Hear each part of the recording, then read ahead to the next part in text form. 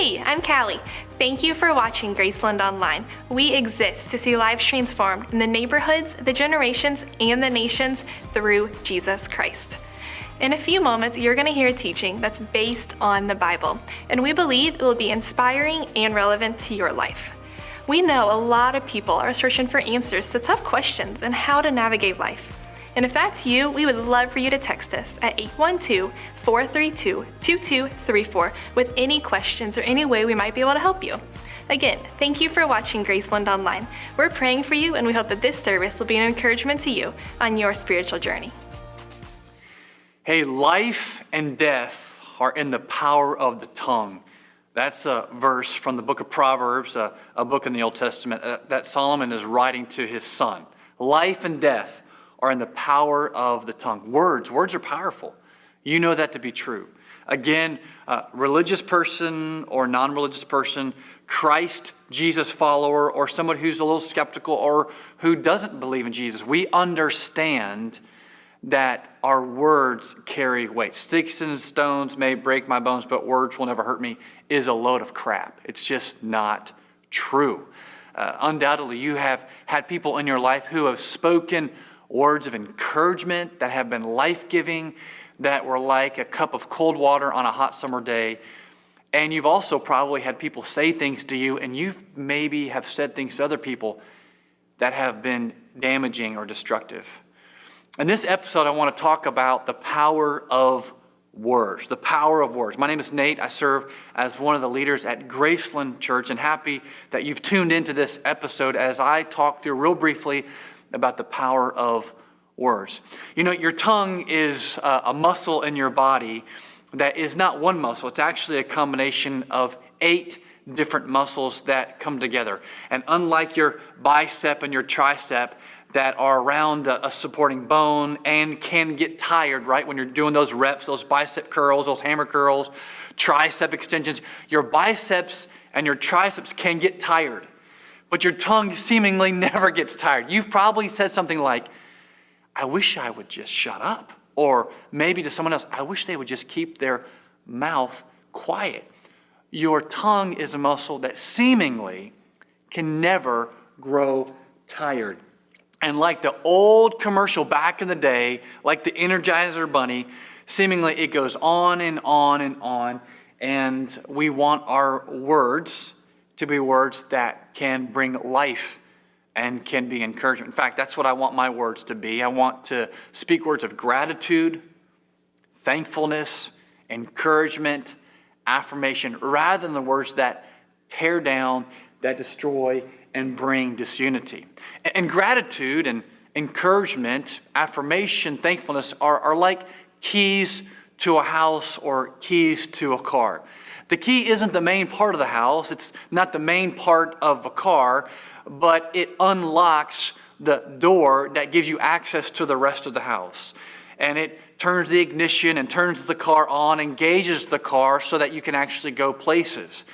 And without the key, you can't get in the house. And without the key, this expensive, complex computer we call a car is just going to sit and gather dust and is not going to take you places. Words are like that, particularly words of encouragement, gratitude, thankfulness, and affirmation. And so I want my words to land soft on people's heart. At the Millican household, we have 4 kids, Lucianne, Lydia, Samuel, and Lorelei Joy, that we affectionately call LJ. And here are the 4 phrases I say almost every single morning if I'm home and haven't left early to go to a particular meeting. I'll say to them, and oftentimes I put my hands around their head, or I'll yell at them when they're waiting for the bus. I'll say these 4 phrases. I love you. I'm thankful for you. I'm proud of you. And though the world does not revolve around you, I'm glad that you're here. I love you. I'm proud of you. I'm thankful for you. And though the world does not revolve around you, I'm so glad that you are here. I want my words to be life-giving, to be encouraging, to be refreshing, to be joy-filled. And more often than not, I don't know about you, but this is where I am. I have found that I can be so quick to be dismissive, to be critical, to be unkind, to malign or impugn someone's character, to gossip, to slander, to be impatient. And I find that it's very difficult. It takes a lot of mental fortitude and energy and intentionality to be grateful, to be thankful, to be encouraging, and to be affirming to the people around me. And as I said earlier, like on a hot summer day when you're working outside, I love to be outside, working in our yard and trimming bushes and mowing the lawn and doing various projects outside. And like a hot summer day when you've got dust and leaves and grass all over you and you're sweating and you emanate an odor and nobody wants to be around you, and you go and get a nice cold drink. It's satisfying, it's life-giving, and it gives you that energy to go continue on in the various projects. I want my words, and I'm sure you want your words to be like that. In fact, our words are meant to be a blessing and an encouragement and to show favor to the people around us. There's a letter in the New Testament called 1 Peter. Peter was an apostle of Jesus, a follower of Jesus, a disciple of Jesus. He believed in Jesus, and he wrote 2 letters. He wrote 1 Peter and 2 Peter.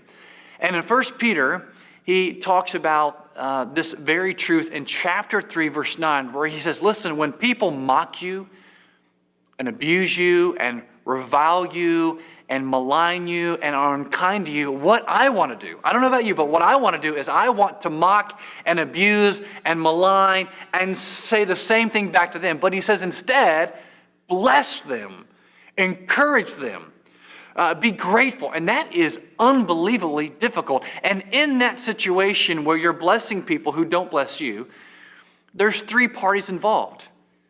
You've got you that bless another person. You encourage someone else. Then you've got the recipient who actually receives the blessing, the encouragement, the words of gratitude and encouragement and affirmation. And then the Bible tells us in that same chapter that God blesses you for actually blessing other people. Words of gratitude, words of encouragement, words of affirmation, words that bring life to people's souls. Words really are powerful.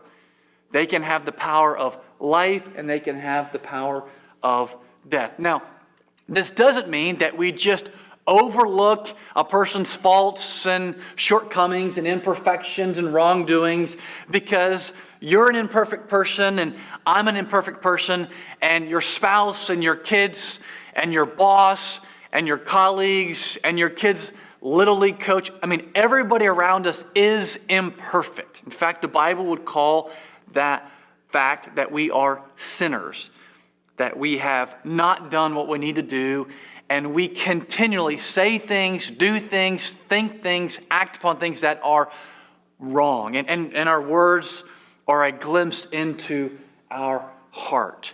But what I've come to realize, what I've come to understand about my own heart, as I said, is that it's so easy for my first inclination to be dismissive and to be critical and to be unkind, and I want to correct and to be impatient.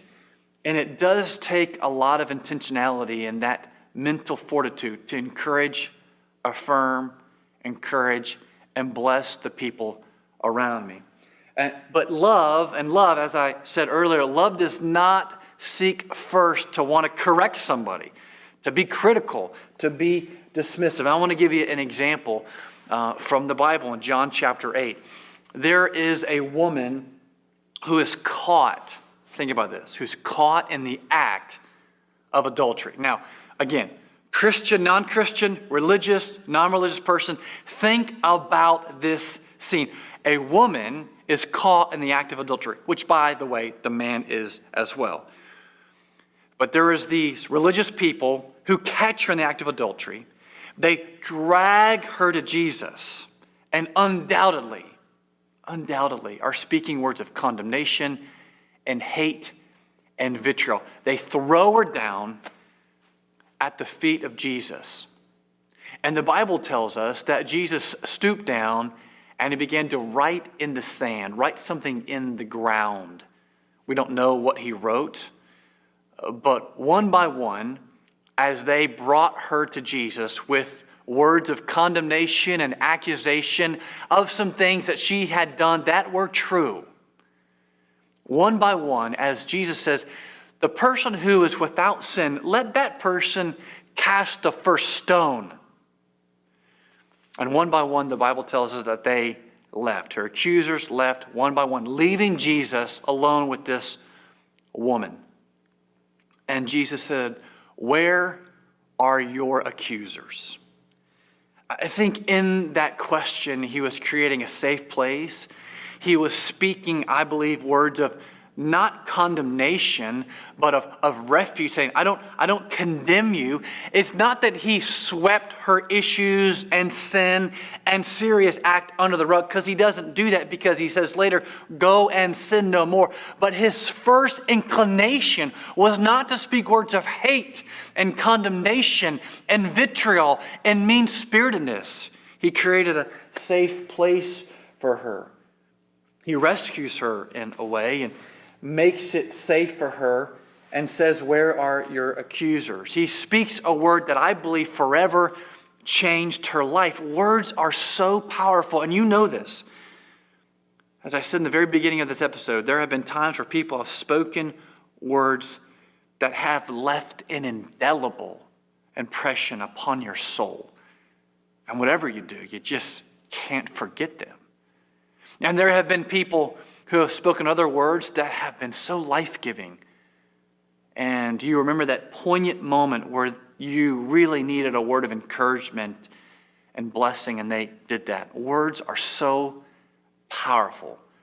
The power of life and the power of death, as Solomon writes in the book of Proverbs. Words spoken and words written down that express gratitude and encouragement and affirmation and blessing can be like a key to a house and key to a car that can unlock a house and ignite a car, that gives us access to all sorts of rooms in a house and can take us to all sorts of places. And words are like that, that can open up a person's heart and give them the openness of their mind to be receptive to truth. Words like, Jesus loves you. Jesus is happy that you're here. Jesus is not going to dismiss you. Jesus is not going to abandon you. Jesus cares for you. Jesus died for you. Jesus resurrected from the grave and beat death at death's own game. And on and on and on. Words that I want you to hear are life-giving. Words really matter. I hope that you understand that words can bring life and can bring death, particularly words of encouragement and refreshment and affirmation and gratitude. There's power in our words. If this episode has encouraged you, I'd love for you to like it. You can subscribe to it. You can share it. And we hope that you'll come back for our next episode here at Graceland Online. Take care. Thanks again for watching Graceland Online. We hope that God spoke to you today through this message. And again, feel free to text us at 812-432-2234 if you have questions about what you heard or if there's a way we might be able to help you. And you can also find more resources and videos for students and kids on our website at gracelandchurch.online. Thanks again for watching, and we hope you'll join us again soon.